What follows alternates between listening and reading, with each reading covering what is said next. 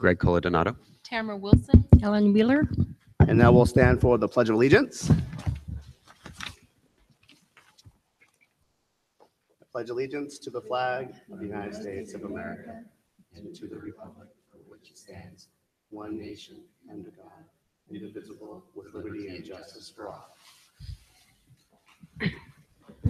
Yep, I did it the opposite. I just saw right now, but that's okay. It is okay.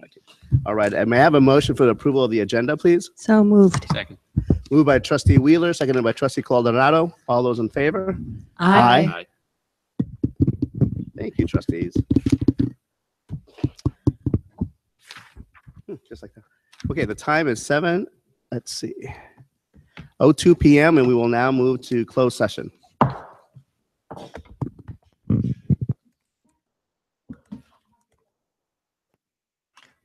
Yeah, it's just Testing. you can hear.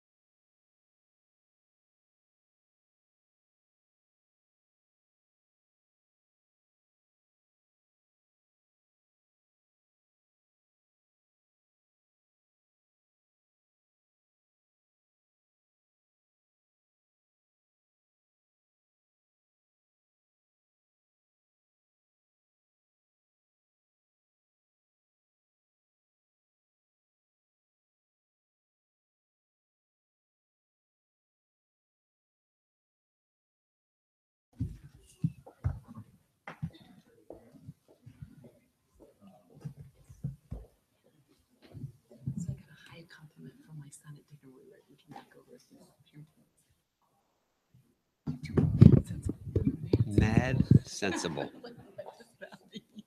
Interesting use of adjective. Your logic is cool. You all ready? Yes.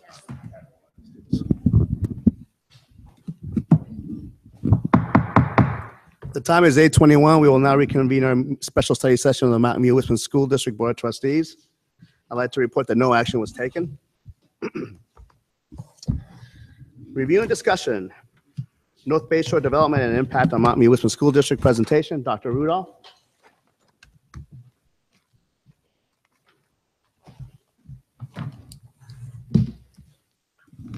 All right, good evening.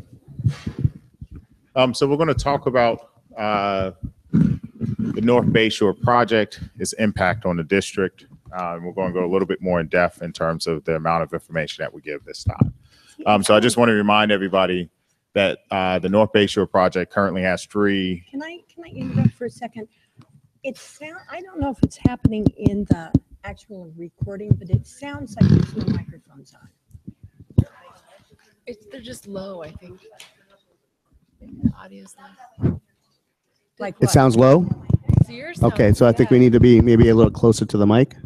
Maybe. Hello, Test. hello. Hello? Is that better? Okay. Thank you. Dr. Rudolph, you were saying? Yep. Is that better? Yes. Okay. So currently we know that the North Bay Shore plan has three proposed developments. Each one is sort of outlined previously, and the net is going to be 2358. So the first thing we want to talk about is how we came to these particular numbers. We looked at our current yield rates as for both the market rate housing as well as the affordable housing. And when you take the student yields, what you'll see is that the affordable housing, even though it is less units, is actually going to create more students per unit as opposed to the at market rate ones. And the net gain, again, for each one of the neighborhoods is similar, and we've broken it out also from elementary to middle school. And I think the most significant thing that we have to point out is that if you look at the K-5 generation rates, whereas for market rate is 0.1, what we see for affordable housing, that is 0.4. So it's a big difference in terms of this impact. So, but I want to remind everyone that this does not, in these number of kids is not really the number of kids that we're already projected to see, right? And so what you can see here is Decision Insight has already mapped out the numbers, the developments that were approved as of February, and they have its impact. And one of the big things for us to understand is that by the time you see a school, that's actually too late. Or not a school, I'm sorry. By the time you see an apartment building or houses that's actually being built, we've already predicted what its impact is going to be. And so if you look here, you will see that right now, and again, this is as of February 4th, you can see what the impact is or the total number of units that have been approved. So I'm going to look at a couple that I want to point out. So the first one actually resides within the North Bay Shore area. It was approved a couple years ago, and the developer is Sobrato, 1255 Pear Avenue. And you can see that 325 units are expected to come on by 2020, and another 325 are expected to come on by 2021. So you can see the lead time that it takes. And once that project is approved by City Council, our demographers then start running the numbers and looking at what is the possible generation rate that's going to occur. So another one is the Village Lake Apartments. And again, you can see in 2021, it's 168, and then it sort of takes 3 years for that property to mature. And so within one of the ones that just finished up is Montrose. You can see right now it's generating, the idea is that it will have 78 completed units. This is not kids. These are just units. So there are 78 units that are there. And then next year, by October of 2018, they expect it to be complete with another 78 units. It is possible that they may finish before October of 2018.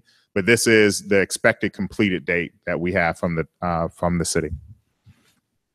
And so what we also wanted to look at is the historically below market rate or affordable housing. And what we know is that it just generates more kids. And what you can see is that here are 4 different apartments, and you can see what the actual yield is from each one of those. And that's how we get the numbers that we currently are using for the affordable housing.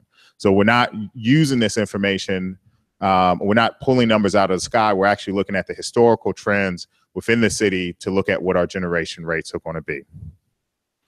And so, again, I just want to point out that we're already expecting to see a growth in our community based off of the number of projects that have been approved. But when we talk about North Bayshore and when we talk about East Westman, which I will bring into this conversation in a little bit, that number or this graph does not include the increase that is going to come from these 2 particular plans. And a large part of that is that it has yet to be approved by City Council. And because it hasn't been approved by City Council, we can't take that into account in terms of as generation rates. So what we know, North Bayshore will have 3 neighborhoods. The total housing units will be 9,850, with 20% being affordable. Its projected impact is about 2167 new students. And so one thing that we looked at and that we had to correct is actually the 190, there's a 100 something students that are going to come out of the, that are expected to come out of 1255 pair. Those have already been accounted for. And so we readjusted our numbers so that we would look at it.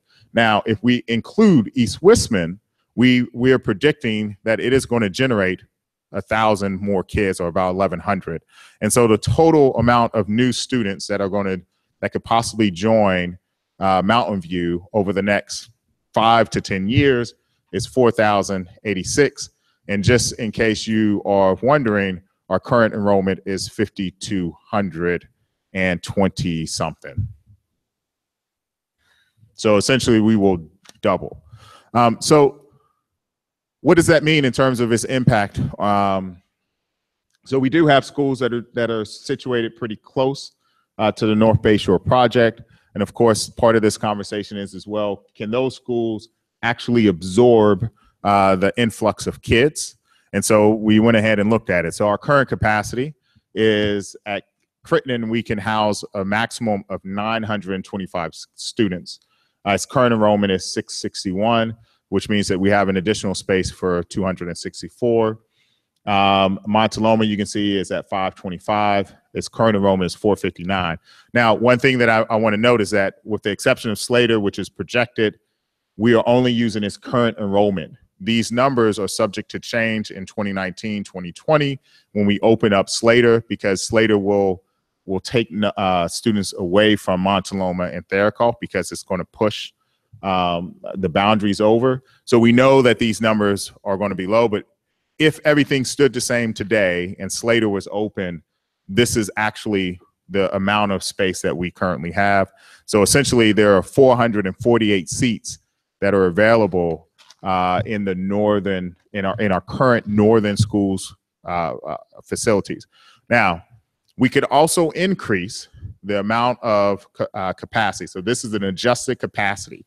And the way that we increase the adjusted capacity is we pull all of the extra programs out. So we eliminate the YMCA at sites, we eliminate RTI at sites, we get rid of RSP and we get rid of preschool and other programs, and that will increase our capacity at sites. I don't know if that's really the path that we want to go down, but it is possible that we can house more students if we remove those programs. So this is what we call an adjusted capacity for each one of those sites. And the adjusted capacity is the real capacity that we would use to house our students. So again, if we look at what this is going to generate, we look at our projected numbers for elementary. They're 1,593. We take off the 199 that we can house. And what we end up is that we are 1,400 students over our capacity in northern schools. And then again, we do the same exercise for the middle school. We have 765 students that are projected. and we subtract out the 264, and we're 501 over. Now, if we add in East Westman, what you will notice is that the numbers increase from 1394 to 2122, and again from 501 to 850, which means that if the goal is to house our students in our current facilities, we will have to redraw every single boundary line again in order to house students. And I will tell you that our middle schools will not be capable of housing anyone because they're not big enough, which means that we would have to do construction on those two particular sites. So oftentimes the conversation comes up, well, we have two other facilities that are currently being leased out. And is it possible that we can exercise our right to terminate those leases? And so I want to remind the public that we currently are using a certificate of participation to pay for the building of Slater Elementary and to cover the shortfall that we had in our capital projects plan. And a large part of this was that there was a real sensitivity that the board had about the overtaxation to a particular part of the community, and the fact that we had just went out for a bond a couple years ago and we're getting started with construction, and we had an expiring parcel tax at that time. So the board agreed to a certificate of participation, and if we have to pay $2.65 million in order every year until 2036. And we are using several sites as collateral, Landos and a couple other ones in order to, if we default. So we don't want to default, and that 2.65 would actually have to come out of the general budget in order for us to fund. And so what I say is that currently we use developer fees, lease revenues from Google as well as the German school to cover this cost, which limits our ability to terminate the leases because we need to make sure that we cover the $2.6 million. And I don't think any of us in here want to take a $2.6 million out of the general budget, because that means that we would have to make some serious cuts in other places. So looking at this then, if we look at the associated costs that come with this, we know that, and this is only for the building, this has nothing to do with the land. But if we look at this, we know that the cost to build, to house per student is about $165 million. And so we take that and then we minus what we would get from the state, which is $26.6 million. And then we take the developer fees, which is about another 16.5. And what we have is a total shortfall of $122 million in order to build 4 schools, or well, really in order to house the students that would be generated. And I want to add that this is only for North Bayshore. This does not include East Westman.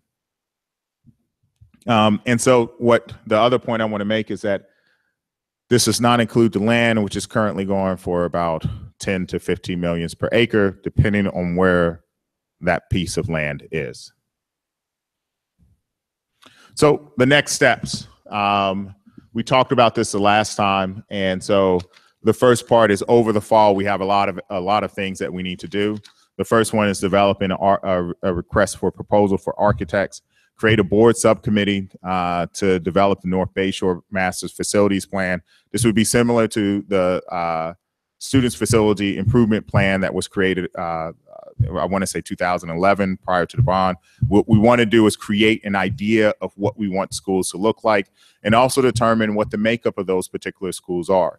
Right now, if we were to use our traditional format, we would need 3 elementary schools and 1 middle school. It is possible that within this community, because of the price per acre, that we look at more creative options and look at the possibility of either doing urban schools or K-8 schools, K-3 schools. We find a way to house students in what I would consider a non-traditional format, but it's really would be traditional for a more urban environment, which isn't the case currently in our district. And this working group should include DO staff.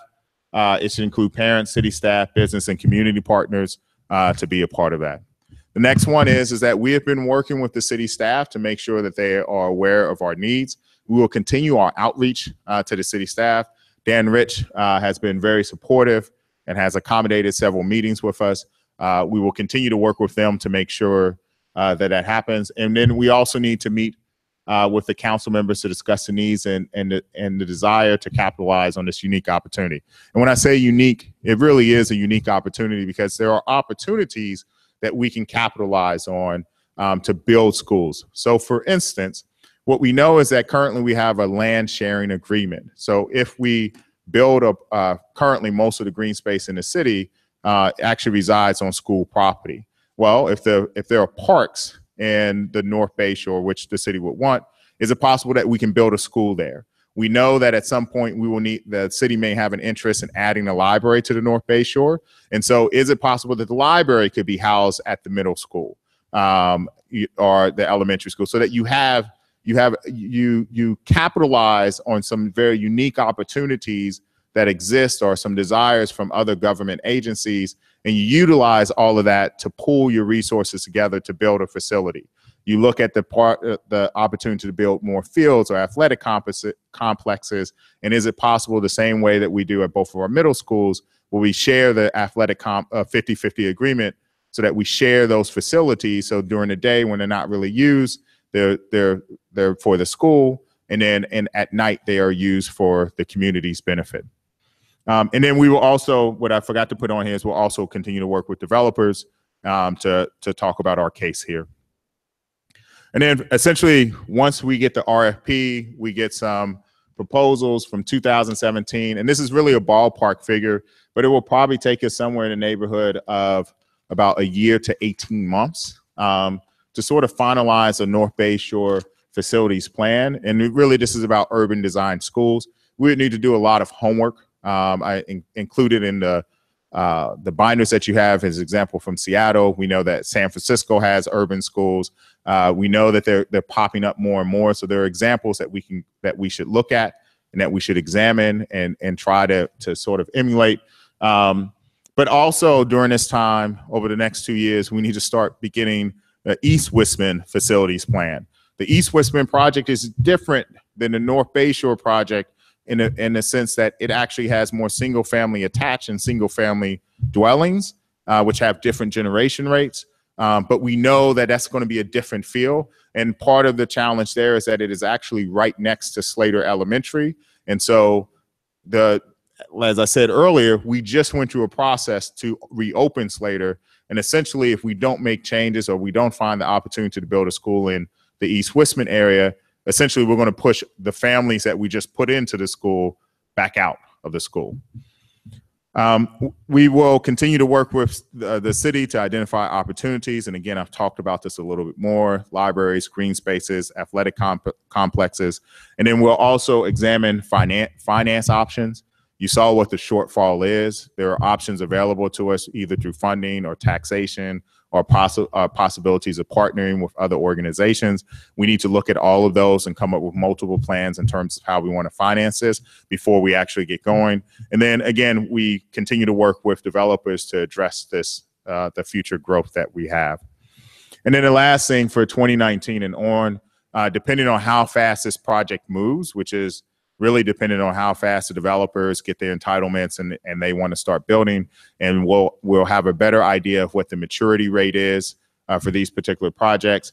We will start looking at how do we secure funding, how do we identify land, how do we finalize the building designs, the scope of work.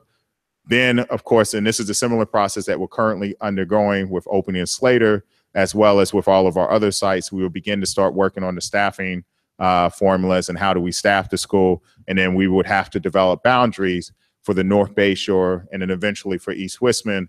But ideally, what we would hope is that North Bay Shore would have is, even though it's a part of the district, it would actually be its own self-contained boundary where kids would attend in that particular area. But again, it's up to the board to decide, do you want boundaries for each one of those neighborhoods? Do you want one boundary, two boundaries? How do you want that to look?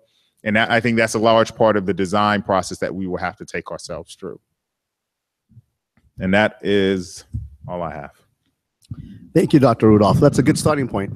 Trustees, do you have any questions for the presentation for Dr. Rudolph or any of our esteemed guests that are here? Jack, Phil, Greg? Thank you, President Gutierrez. Dr. Rudolph, when you said we should consider whether the North Bay Shore should be its own self-contained area. Do you happen to know how many students we currently have attending our district schools that live on the other side of 101? Ballpark? There is one community there, and I want to say Santiago Villa. it is somewhere around 20 kids. That little. Yes, few. it's pretty And, small. and then the Moffat families, Mhm. there's a lot more than 20 of them, or a lot more than 20 kids from there, right?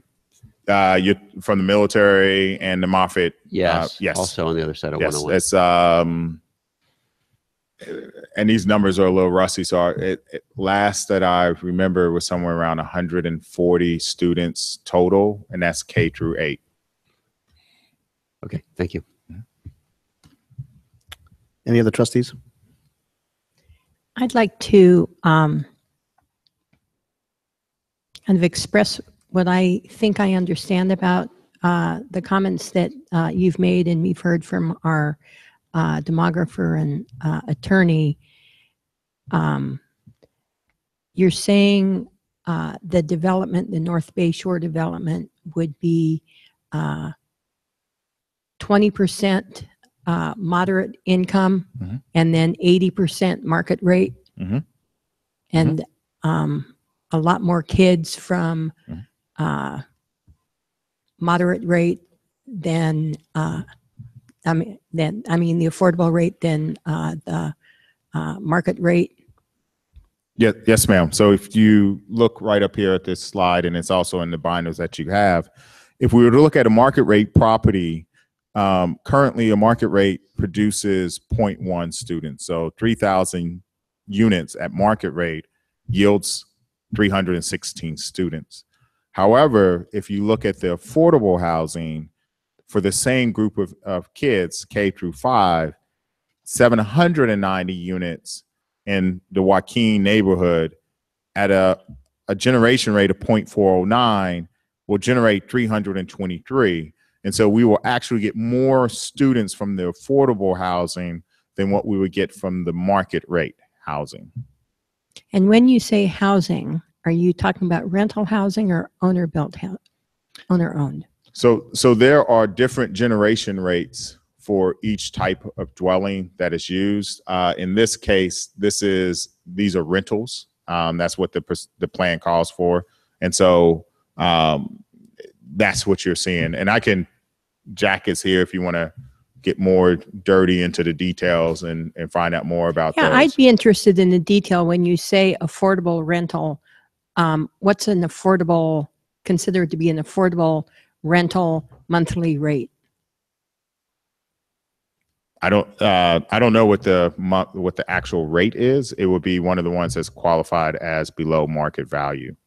Right. So the how much money would people be paying per month to rent one of those? I can find that out for you. Yeah.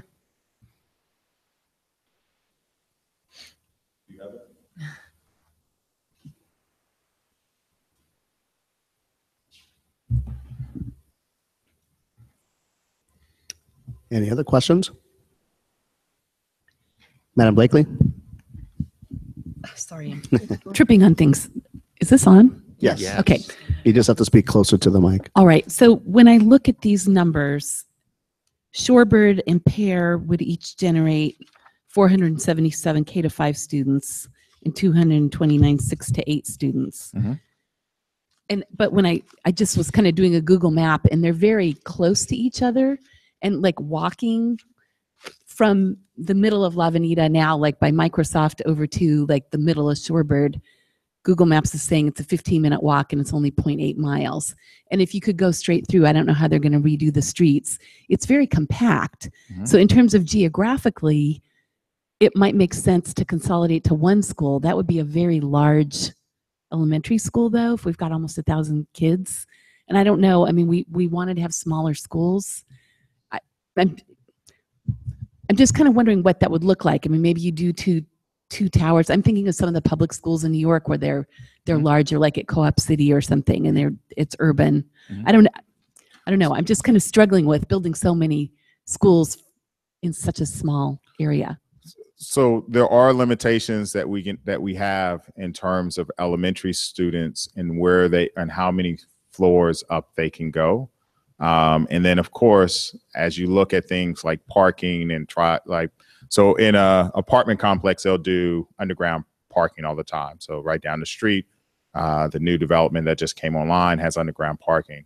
But for our requirements, we can only house students on certain floors depending on their age. And so our ability to go up vertically is limited by DSA's requirements. And so that also impacts what we can do. Whereas in New York City, and which I'm familiar with, their requirements are a little bit different. What's unique about this property though, so it is 105.1 acres that they're going to develop for just residential housing. But they, when in our conversations with the city, they're looking at going, 6 or 7 stories up. So the way that we are developing the way that apartments were developed previously is not going to be the trend or what we're going to see in the North Bay Shore project. Bless you. So it's just going to be dense. Yes, very Okay. dense.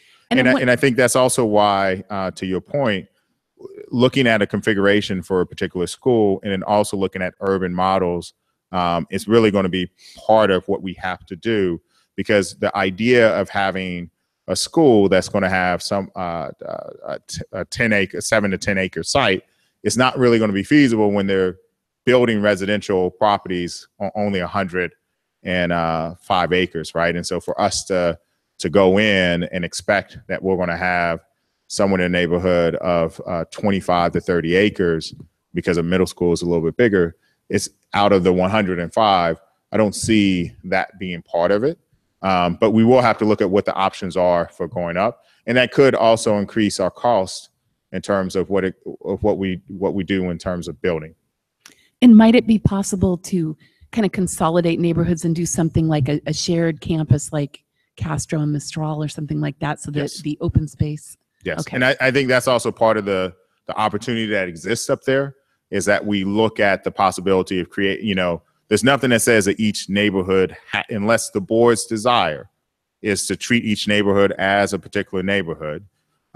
There's nothing that says that we can't create schools that cross both neighborhoods and consider that as one contiguous boundary and sort of design schools in that manner. The exact same way that we use essentially one side of the city all the way over to almost to, I think it's Chiquita, for one school. You would design a set of schools or something in that manner to fit that particular contiguous boundary. But we don't know what that looks like. And part of this is also the conversation of how large does the board want the schools to go? Do you want to look at schools within a school as a possible solution? I mean, I think there's a lot of opportunities there to really think creatively about this problem, and then to really partner with our business partners, our community partners, as well as the city, to rethink and sort of reshape our models of what a traditional school looks like. I have a question. What are the floor requirements for an elementary school? How many floors can you do? And can you do a soft story? So can you actually put underground parking under a structure that houses children? I want to Like say, for- and Dr. Clark, you can help me on this one. If it's K1, they can only be on the second floor. And if you do Other way it's around. first floor. Yeah. So if you did underground, That doesn't count. I just Right. don't understand. It's K1 has to be on the first floor, but it can actually be underground if there's a certain distance. We did this in a school years ago. If they have an immediate exit to the outside, they can actually go up half a flight of stairs. But K1s have to be down below. So you only really get, or it's K1 too, and then you get those upper grades are upstairs. Okay, thank you. So I'd like to follow up on one question I already had, where I asked how much, rough estimate an affordable monthly rent would be. If we could get any ballpark number of what a market rate rent would be? Do they have any idea right now what the market rate rents would be over there also? And I'll also like to follow up on what Trustee Blakely was saying. I think a lot of us, I see us nodding heads. I'm interested in creative solutions. So, I'm not coming in saying, oh, our elementary schools need to be 450 and, that kind of thing. So I'm interested in looking at ideas. So it sounds like to me, Dr. Rudolph, that we're at a stage now where partnerships are going to be created because of necessity, but also because of opportunity. When you look at the reality of Mountain View, we're limited with space, both the school district and the city. Business community has an advantage on that over us. But because of their wanting to increase their projects, it's going to affect us one way or another. And so we have to think now outside the box more than ever because there's not that much space to tap into. And that's a reality for everyone involved, us, the city, and the business community. So I think it's good to at least be able to start this conversation now so that not only the board has an idea of what to expect in the future and how we need to think differently, but also the city and the business community and our folks, our parents who are watching these videos of us discussing these issues right now and in the future, because everyone has a stake in what's going to happen in the future. So what I like to ask, though, having said that, is how can we get involved? How can we get our district involved to help us with trying to get this message across any ear that's available to listen? Mm-hmm. Do we have a plan for that? So, so based off of the comments that you have today, the first thing we would do is create a communication package. I think outreach to city council is important to make sure that the environmental impact report, the EIR, includes language that says that there is a significant impact and that they should, developers should work with the school or that land is actually given to the schools in order for us to work with the developers. And then I think it's really it's a combination of just recommunicating the need, right? Prior to me arriving, this community had already underwent 2 years of working through or a year and a half of working through boundaries.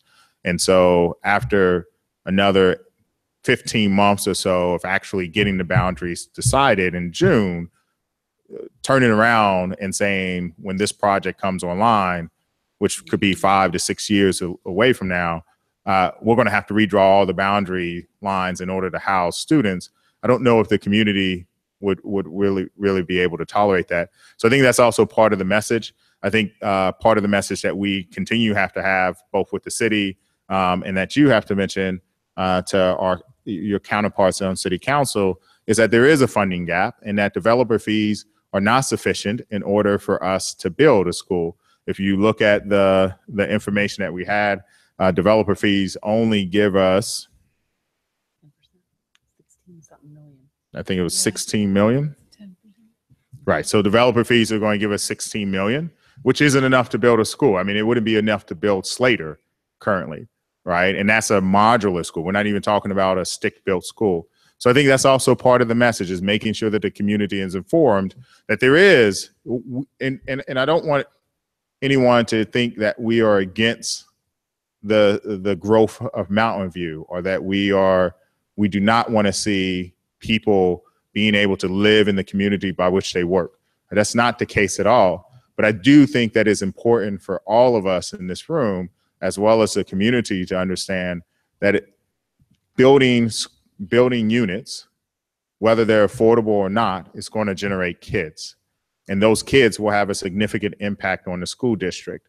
And where these communities are being built, we don't have the capacity to actually house those students there, right? And we only looked at North Bay Shore. You saw it once you add in East Westman. So part of what we do next is we create the communication package. We give it to the board so that you have it for and then we share it with the rest of the community.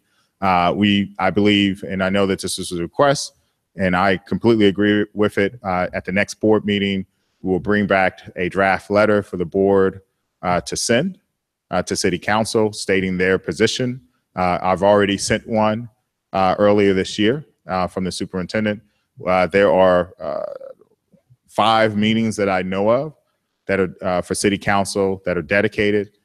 You have a sort of a subcommittee of individuals from the board who can attend, who can speak on behalf of the district.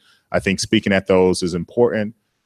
I will be at those meetings to also speak and continue to keep this at the forefront. I think we've heard from some of our community partners, some of our communities or neighborhoods, that they are also interested and want to assist in this effort. So I think it's really about making sure that everybody in our community understands we embrace this change, and we look at it as a very unique opportunity to do something very creative and something different, and to tie into some of the things that we've constantly heard of. How can we get the Googles of the world or the 23andMe's to help us to redesign a school and build something creative and exciting? But at the same time, we need funding to actually do it. We need space to do it. We need land, and we don't have the resources currently available to us. I think all of that is a part of the communication that we do from now until October 20th, when the EIR comes out. And then after that, we continue to have that conversation all the way through the entitlements. Thank you, Dr. Rudolph. Trustees, any other questions? Yes. I'm hoping, well, if it's a question, can the communication package discuss traffic impacts? Because I know I've read that there's been some discussion about maybe building on this side of 101, and that all the traffic impacts. I used to work on Landings Drive before Google bought the building I worked in, and the traffic is just a complete nightmare already. And if we're trying to move kids across 101 in the other direction, I just don't see how that would help the situation any. And I know the city was very cognizant about trying to keep traffic down. Yes. And so I'll say 2 things. The first about the traffic. I know from certain city council members that talk to me that they are constantly concerned about traffic, especially around some of our overcrowded schools, and the impact that it has, and that essentially people park at the grocery store or the shopping center and then walk down to the school because there's no place for them to park or for them to drive down that particular street. So that is a real concern that we have. And I do believe, notwithstanding these developments, we've addressed a lot of that with the drawing of new boundaries. Traffic should ease up a little bit from, not having residents move from the north part of the city to the south part. So that's a good thing. But the other thing I would say is that part of the reason why we're having this meeting is to understand what the talking points are, so that way we can have them captured. Shelley is here to help to make sure that we capture your thoughts, and then that we can share them back out with you. And then also it would help us to understand what you want included in the letter. And so while you have the sort of discussion phase of the board, we'll be capturing those salient points that you have, and then bringing them back at the next board meeting, so that you can say, yes, this is exactly what we want, or maybe you want something different, or maybe something should be added or something should be taken off. And that's part of the reason why we're having this meeting today. Thank you, Dr. Rudolph. That might be a good segue. Unless there's other questions, perhaps we can move on to the discussion phase. Well, we'll have public comments as well. But are there any other questions, or are we ready to move on? Looks like we're ready. At this point, would any members of the community like to opine about the subject matter that we're discussing now? If so, please feel free to step up to the podium. Being that there is no one interested in doing that, we will go ahead and open up the discussion phase. Who would like to start? I'll go. All right. Unless you're ready, go for it. Oh, I can start. Go for it. Yeah. First off, I'm sure some of the board members here remember that I used to come to these meetings prior to being a person elected to the board, presenting all this new development, much to the chagrin when I would walk through the door. We had maps, there's stuff coming online. And at the time, there was no pipeline of communication with the city at all. I would go to my neighborhood meetings where the city council members would come, and I'd ask, hey, do you know if this is happening or that? And this, now that I'm seeing this new approach, this is wholly different than what I've seen in the past. I just wanted to thank the district for taking such a proactive approach in this. And I also wanted to say that I would just like to reiterate that we can approach the council and we can do everything that we've mentioned and have talking points, but we can't do it alone. We really need the support of the community. And I strongly urge people in the audience at home, people here in the audience, and all of us to reach out to those community members that we know can go to those meetings. We can't do this by ourselves, but there's clearly a need. I don't think there's anybody who could argue with the evidence that we've just seen tonight. So I'll pass the baton. Madam Blakely? I too want the community members to participate and make it known to the city council that we need to have in the EIR, as a condition of the EIR, the dedication of land in the neighborhoods that are being developed. I don't want to be busing kids all around town. If we've got, that many kids living over there, I'd like the schools to be in the neighborhood, and we need the land. The land, you said, is $10 to $15 million an acre. That's going to be pricey, and it's going to impact the cost for them to develop, but I think it's a gating item. We've got to have the land. And then as you went over the fees, that with our development fees, it's only 10% of the costs, the construction costs. And so we need to have either the city identify, alternate financing vehicles, or encourage the require the developers to contribute enough in order that we can build those schools. And I think it may be the funding sources may come from a variety of places, but we need to have those be conditions of the approvals, because we can't just be caught, holding the buck because they decided to approve 10,000 houses, but no schools, sorry. So, and I think anybody who commutes to 101, I mean, how hard it is to get over there with all the traffic already today. And if anybody who works over there, people do work at Google and LinkedIn, they know how bad the traffic is. So it's just really imperative that those neighborhoods do be self-contained and have schools in them in order to prevent further impact of our roads. I'd like to follow up on that, if I may.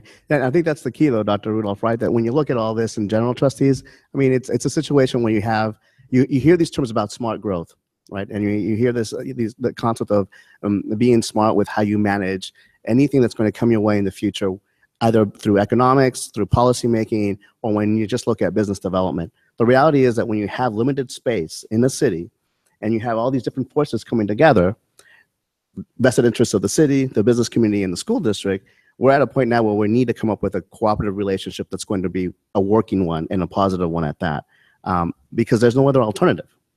I think if you look at what would happen now and we're looking at things at 2017 monies.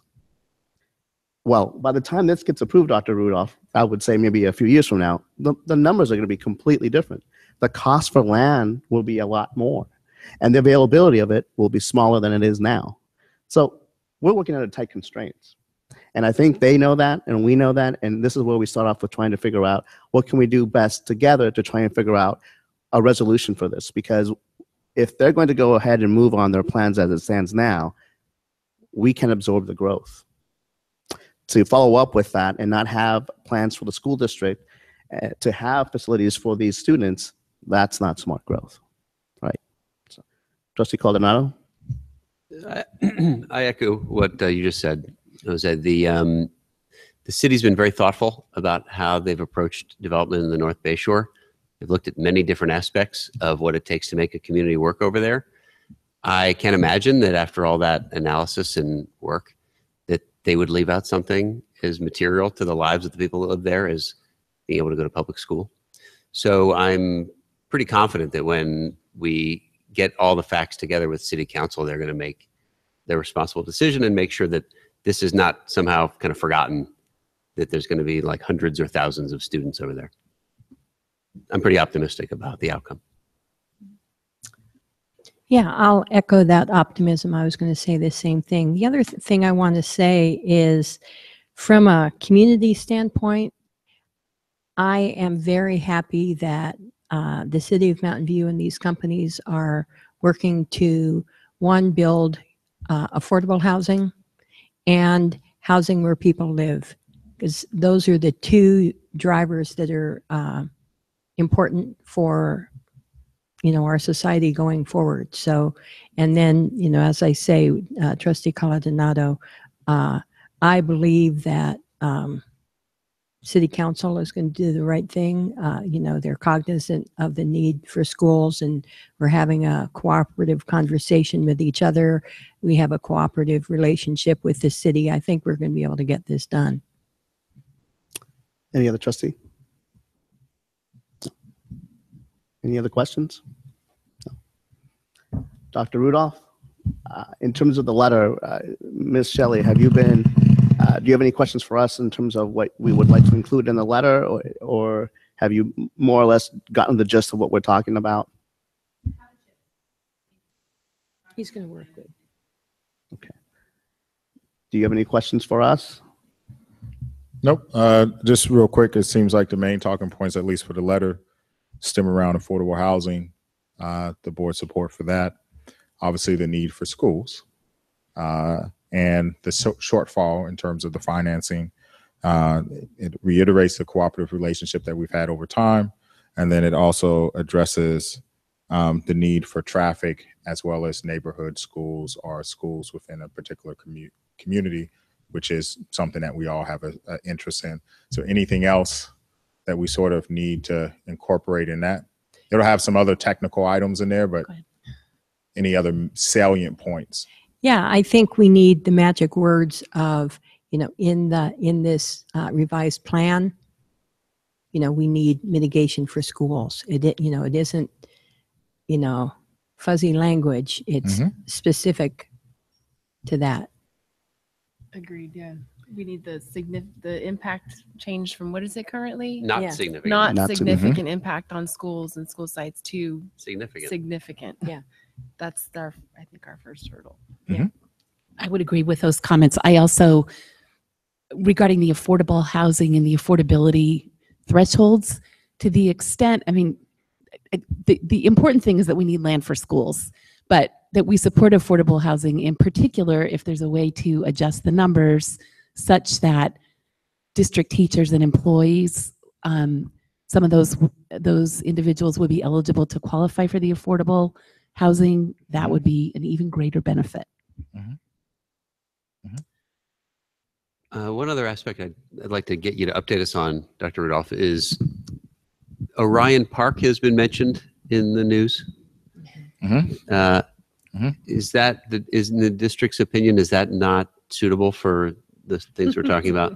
It currently is cost prohibitive.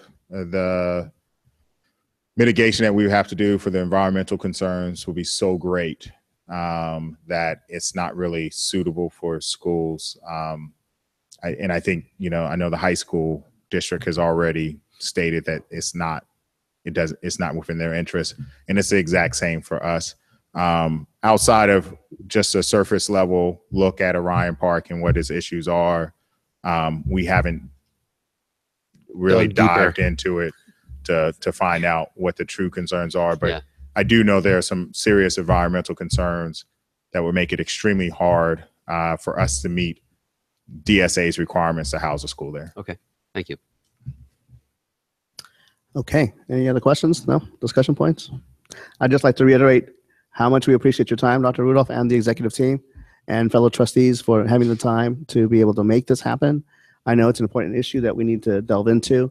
Once you brought it up, Dr. Rudolph, I'm glad that you all agree that we should have a study session, because I think it's invaluable for the community at large to understand that it's not just something that's out there. This is happening.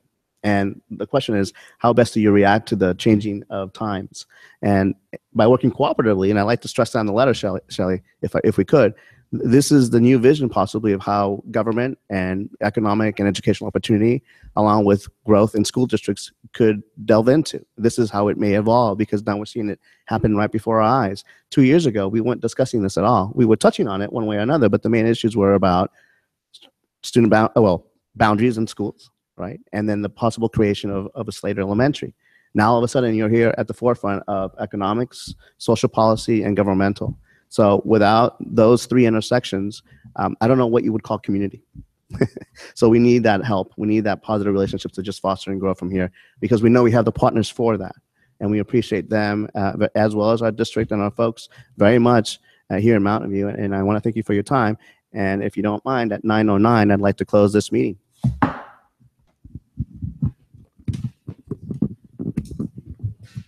It's a wrap. I think some of my kids might still be awake. I'm gonna look into that. Yeah, big kids are different. Yeah. Sure. Thanks for proposing it, or however supporting it, calling it.